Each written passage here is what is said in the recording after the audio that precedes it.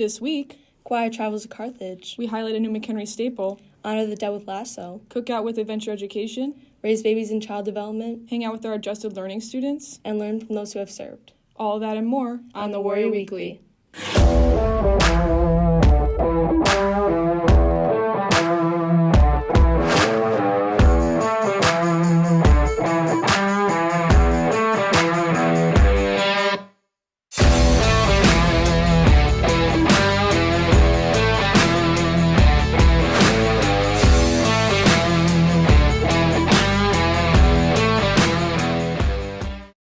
Good morning, Warriors, and welcome to this week's edition of the Warrior Weekly, presented by Warrior Student Media. I'm Ellie McHenry. And I'm Maggie McHenry. We hope they finish this week strong and then have an awesome fall break. But first, this past week, MCHS choirs traveled to Carthage College for the Lakeshore Choral Fest. Okay, ready? Smile! 3, 2, 1. This past Tuesday, the MCHS Concert Choir in Surround Sound took a trip to Carthage College in Kenosha, Wisconsin to perform at the Lakeshore Choral Festival. Students in both choirs performed, received feedback on their pieces, and toured the campus on their trip. Choir director Derek Galvicius made sure to have a game plan going into the performance. We decided what would be the best use of our time to have a doctor of music give us a 45-minute clinic. So after knowing how big and beautiful the space was that we were going to perform in, we decided to sing Child of Wonder because of how thick the harmonies were and how beautiful it would sound in that chapel.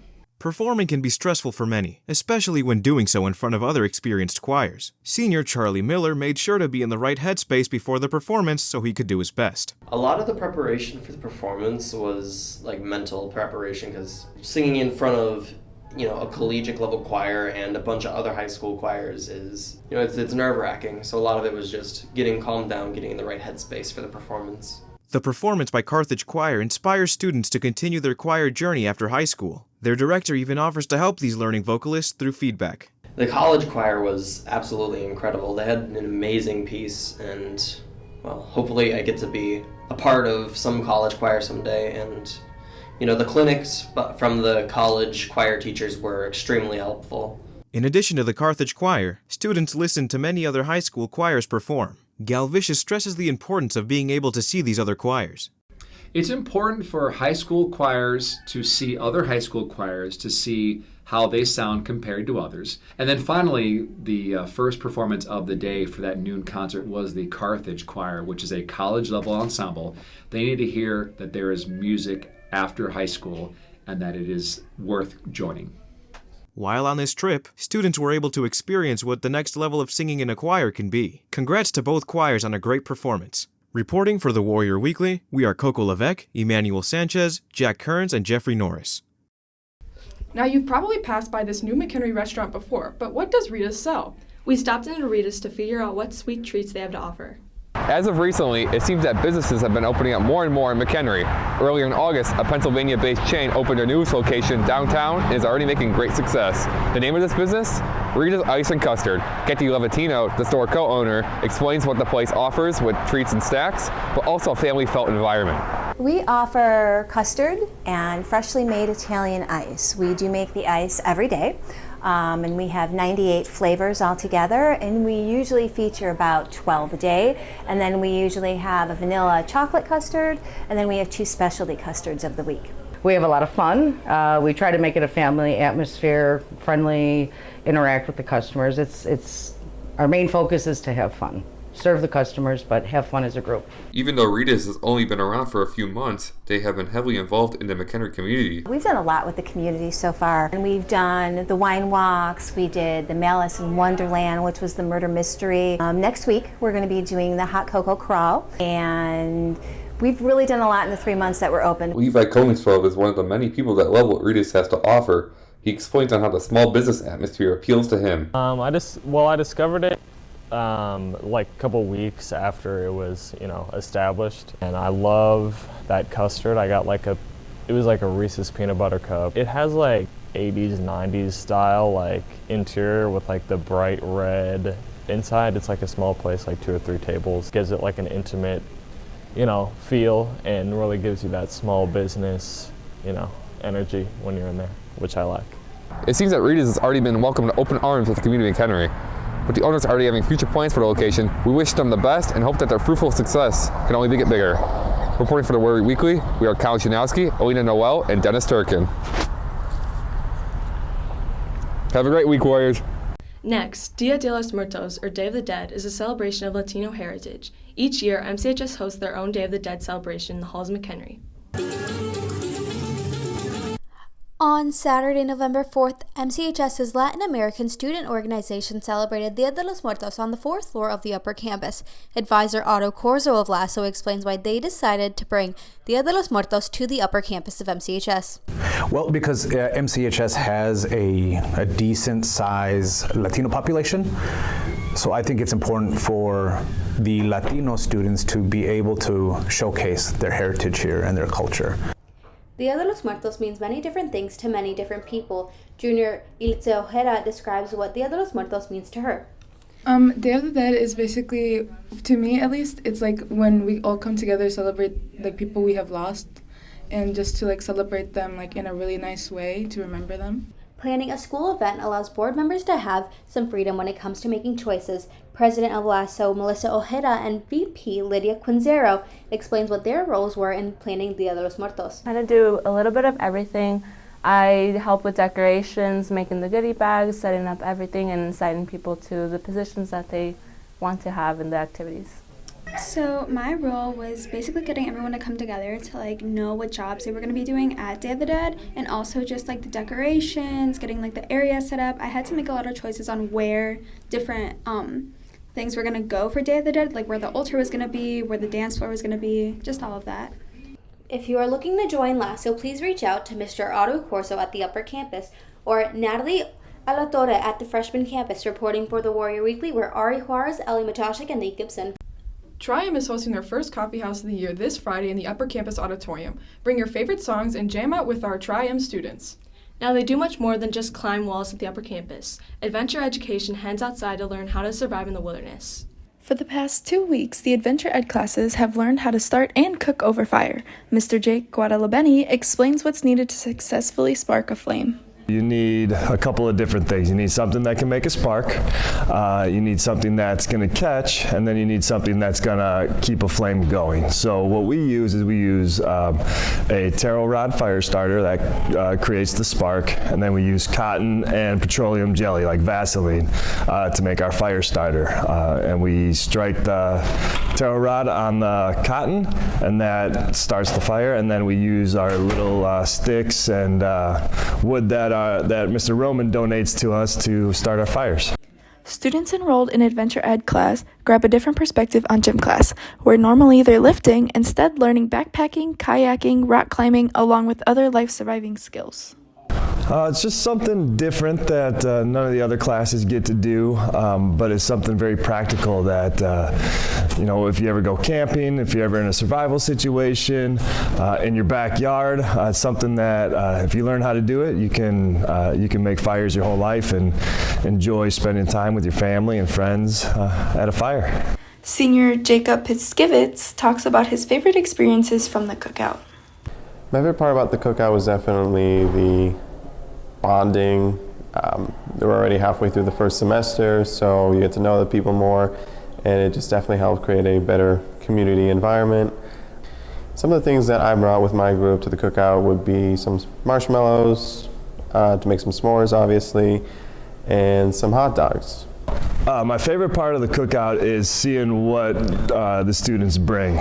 Some of the groups go really elaborate and bring steaks and venison and all sorts of different things. Other groups go traditional hot dogs and s'mores, so that's my favorite part, is just seeing what everybody brings. Any students interested in taking Adventure Ed, please contact your counselor with any questions.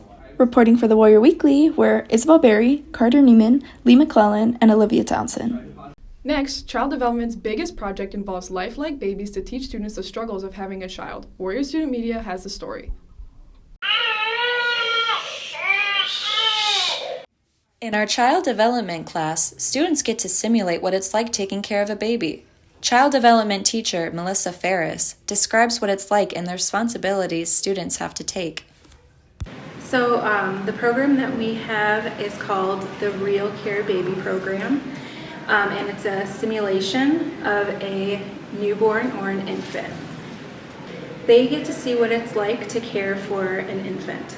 So it's real hands-on experience. They're able to know the newborn schedule, and they are actually, the infant simulators are on the schedule of an actual infant that they've studied.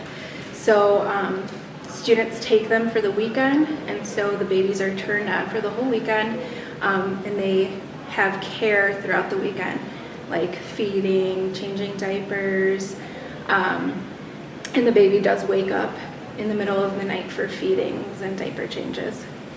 Ms. Ferris explains more about why students might take part in this and why it could contribute to someone's future career. Program in child development. So students that are interested in children, if they want to go into a career where they are working with children, if they just want to know a little bit more about children, we go over development, growth and development from birth through the preschool age. And so this just gives them an idea of, what it takes to care for an infant. We're talking about infant development, and we're talking about the care that's needed for them. And this is a hands-on experience for them to be able to see that firsthand. Sophomore Josephine Smith explains why people should try this out if they are taking child development. I thought it was a really interesting experience for people who want to take care, what it was like to take care of a baby. Yeah, if you have the time to do it, then I would do it. If you're an upcoming sophomore, consider taking this class if it interests you. Reporting for the Warrior Weekly were Neo Fritz, Lucia Smith, and Kate Watley. Next, Warrior Student Media features how the adjusted learning classes integrate into the school's culture and climate. Located on the first floor of the building, MCHS has its own adjusted learning program. The classrooms are designed to provide an adaptive learning environment for our students while focusing on the same academic areas as everyone else in the district. Yeah, so a typical day here is kind of like an entire school day for students just in one location. We go through all of the core academic areas. We teach reading, math, English, science, social studies, electives. Each day is a little bit different. It just depends on the day. The program is designed to teach life skills that will better prepare students for adulthood. On a typical day, they utilize real-world situations in math, conversational dialogue in English, and motor skill development in PE. Students Sarah Ostrander and Reagan Fulgham share their favorite parts of school. My favorite part of school is hanging out with friends and being more buddies. My favorite things about school are after-school activities with my friends like art club, Special Olympics, and going to a football game with my teachers. While the adjusted learning students may communicate it differently, they have the same qualities and desires as any other MCHS student. Our students are amazing. They are funny, they are kind, they want to be included with the rest of the kids in the building, and I think that people would find if they took the time to interact with our students, they would find that they really enjoy being with them. And our students are pretty awesome, and they're regular students just like everybody else. As a school, it is important to create an environment that is welcoming to every group of students. Rachel Hansen explains how general education students can incorporate adjusted learning students into the school community more often. The most basic and easy thing to do would just be to say hello in the hallway, acknowledge them, talk to them. We always are happy to have volunteers in here. We have some students who will come in for AIM or 8th period, which is our activity period, kind of like a study hall. So we have had a history of students coming in to work with us on special projects or helping the kids with some of their assignments. But really the biggest thing is acknowledging our kids out in the building. The adjusted learning classrooms are always open to visitors, and all students are encouraged to stop by and hang out.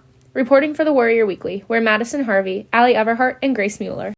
Finally, at Warrior Student Media, we've been celebrating our armed forces these past few weeks. 2 weeks ago, MCHS hosted an Armed Forces panel for students to ask questions and learn about the different branches of the military.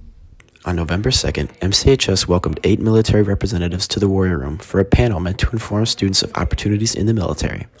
Air Force Staff Sergeant Nicholas Castellucci explains his unorthodox path to the military. So I was around 24 years old when I finally made that decision, but leading up to that, I was going to college for a little bit and I couldn't find something that really stuck with me. I had a hard time finding something that paid me well enough and was healthy for me mentally and physically without a college degree. So I needed a way to change my life up. I needed that security with getting job skills at the same time, and the Air Force was that solution. Castellucci hopes students understand the long-term benefits of a unique career experience in the service. I just hope that students realize the extreme amount of benefits that actually come from the military. Even if you just do one contract, you get a lifetime of benefits, and it helps you for the rest of your life. I just really want kids to know that you don't have one choice. You don't have to go to university. That's the only path. There's many different paths you can take in life. And the military is kind of cool because it's like a combination of a trade school / crazy college pretty much, but you're getting job experience at the same time and you're getting paid to do it. Marine Staff Sergeant Patrick Christensen highlights the financial and personal advantages of enlisting. The ultimate goal is for awareness, to let them know what the benefits are, not just the tangible benefits like paying for college, medical benefits, all that, but also how you can develop yourself into a disciplined leader in your community. During the panel, Christensen reminds students to keep their options open when planning for their futures. Look at what all of your options are. Understand that college isn't just the end-all be-all. It's helpful, but you also want work experience. You want networking, things like that. So it's really based on what you want to do as a career. If you want to do something like be an electrician, we can help you get that work experience as well as that education to pursue that as an option. If you are interested in a career in the military, reach out to your counselor and local recruiters. Reporting for the Warrior Weekly, we are Caden Bunting, Layla Moreno, and Vanessa Etherton. That's all for today's show. Be sure to follow the Warrior Weekly on all social media platforms, including Twitter, Insta, and TikTok. For Maggie Machashik and all of Warrior Student Media, I'm Ellie Machashik. Have a great fall break, Warriors!